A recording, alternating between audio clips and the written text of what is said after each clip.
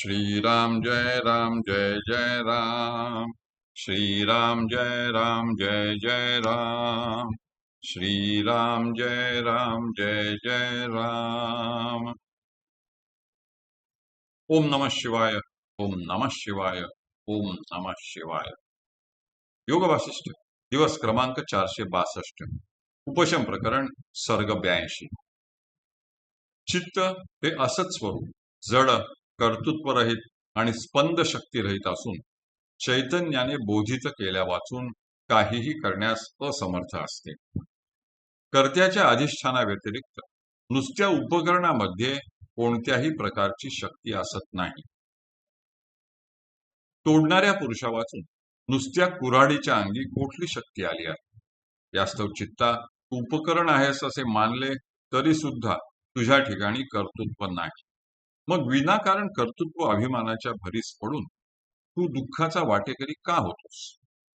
दुसऱ्याकरिता दुःख करणे तुझ्यासारख्याला मुळीच शोभत नाही. आता ईश्वर हा स्वतः मोहाला वश हो जीवस्वरूप बनत असल्यामुळे जीवांना होणारी दुःखे वास्तविक ईश्वरालाच होतात. यास्तव मी ईश्वराकरता शोक करतो असे कदाचित तू म्हणशील, परंतु असे म्हणणे केवळ निरर्थक आहे.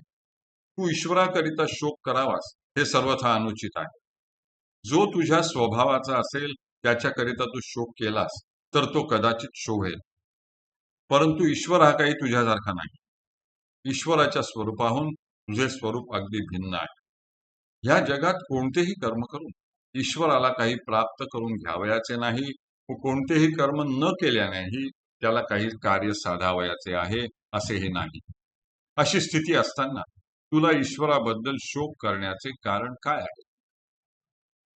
ह्या शरीर संघाताचा अभिमान धारण करून मी आत्म्यावर उपकार करीत आहे असा तुला गर्व झाला असेल तर तुझा तो गर्वही अगदी निरर्थक असून ते तुझ्या मंद बुद्धीचे निदर्शक आहे. या मंद बुद्धीच्या योगानेच तू आपल्याला विनाकारण त्रास करून घेत आहेस. कारण ह्या शरीर संघाताच्या ठिकाणी वास करणारे पंचप्राण, इंद्रिये, मन व बुद्धी ही अचेतन असल्यामुळे त्यांना विषय भोगांपासून यत्किंचितही लाभ होत नाही. आता सकल भोग भोगणाऱ्या ईश्वरासाठी मी ही सारी खटपट करीत आहे असे तुझे म्हणणे असेल तर ते अगदीच व्यर्थ आहे.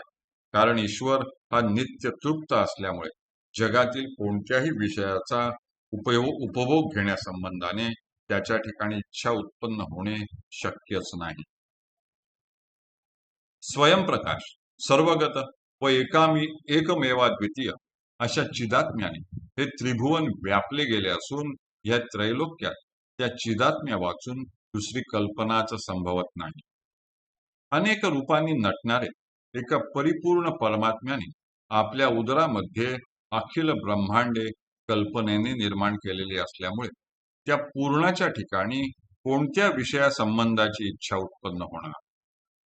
तारुण्य मदाने उन्मत्त झालेल्या तरुणीला पाहताच एखाद्या तरुणाचे मन क्षुब्ध होऊन जाते.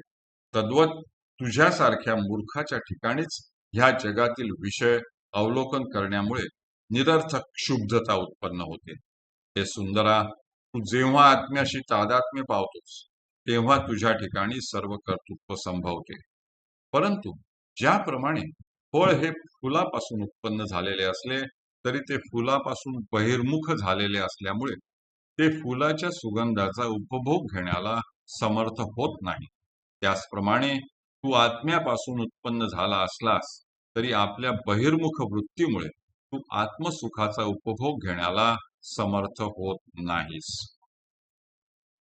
एका वस्तूची किंवा क्रियेची दुसऱ्या वस्तूशी अथवा क्रियेशी एकरूपता होणे किंवा एकीचा दुसरीमध्ये अंतर्भाव होणे हेच त्यांच्या संबंधाचे पर्यवसान असून हीच स्थिती तुझ्या माझ्यामध्ये झाली आहे. तू पूर्वी माझ्याहून म्हणजे आत्म्याहून भिन्न असल्यामुळे तू आता माझ्याशी एकरूप झाला आहेस असे मी म्हणतो. ह्या तुझ्या माझ्या एकरूपतेचे श्रेय तुझ्या माझ्याकडे येऊ शकत नाही. कारण तू अनेक विहित आणि निषिद्ध क्रिया करून सुख दुःख दशा उत्पन्न करण्यालाच कारणीभूत होतोस. हे प्रसिद्धच आहे.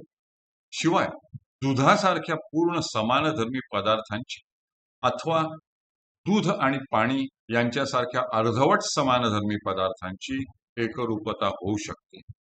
परस्परांहून अत्यंत भिन्न धर्मांनी युक्त असलेल्या पदार्थांची एकरूपता होत असल्याचे त्रिभुवनात कोठेच दिसून येत नाही. हरि ओम तत्सत, हरि ओम तत्सत, हरि ओम तत्सत.